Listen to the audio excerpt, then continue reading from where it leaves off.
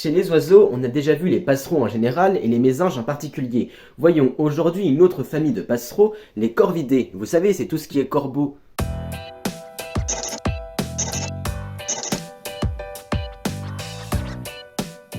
Déjà, un corvidé, c'est quoi? D'après le dico, corvidé, oiseau passereau de taille moyenne tels que le corbeau, la corneille, le geai et la pie. Caractéristiques des corvidés, leur bec et leurs pattes robustes, ainsi que la présence de plumes sur le dessus du bec. Ce sont des oiseaux pour la plupart noirs et qui sont connus pour leur intelligence. C'est chez les corvidés que se trouve le plus grand des passereaux. Il s'agit du grand corbeau, Corvus corax. Il mesure 60 cm de long pour une envergure de 120 à 150 cm.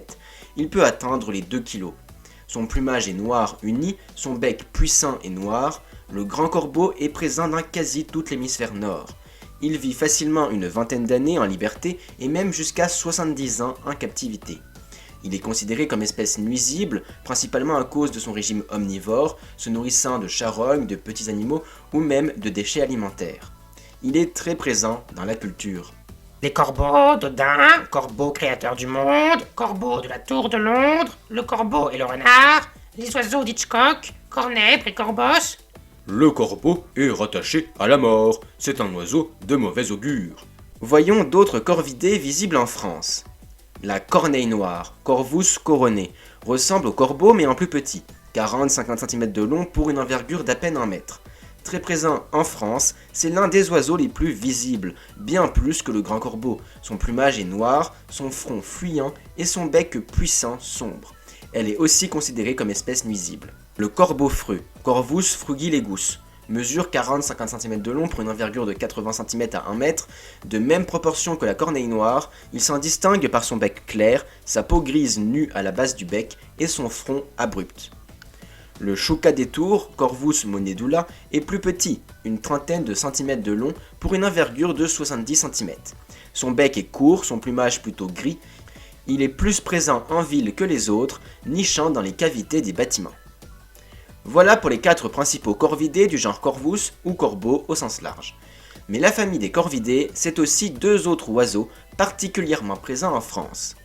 La pie bavarde, Pica pica, 45 cm de long, 50-60 cm d'envergure, facilement reconnaissable à ses couleurs, noir et blanc, tête et poitrine noire, ventre blanc, ainsi que ses reflets irisés. Sa queue est aussi très longue. Elle est connue pour sa réputation de voleuse. Le geai des chênes, Garrulus glandarius, se distingue des autres corvidés par son pelage coloré, plumage brun rosé, moustache et queue noire et petits bouts de l'aile bleue. Il mesure 35 cm de long pour une envergure de 55 cm. Il se nourrit principalement, comme son nom peut l'indiquer, de glands, le fruit du chêne. Citons aussi rapidement chez les corvidés le casse-noix moucheté et le chocard à bec jaune, plutôt présents dans les Alpes. À retenir, les corvidés sont des passereaux caractérisés par un bec puissant, recouvert de plumes au-dessus et leur plumage plutôt sombre. Citons le grand corbeau le plus grand, la corneille noire très commune, le corbeau freux au bec clair, le chouca des tours au plumage gris, la pie bavarde noir et blanc et le geai des chênes plus coloré. Merci pour le visionnage de cette vidéo, j'espère qu'elle vous aura plu. Si c'est le cas, n'oubliez pas de l'aimer, de la partager, surtout abonnez-vous. Mercredi prochain, nous verrons notre premier élément chimique, l'hydrogène.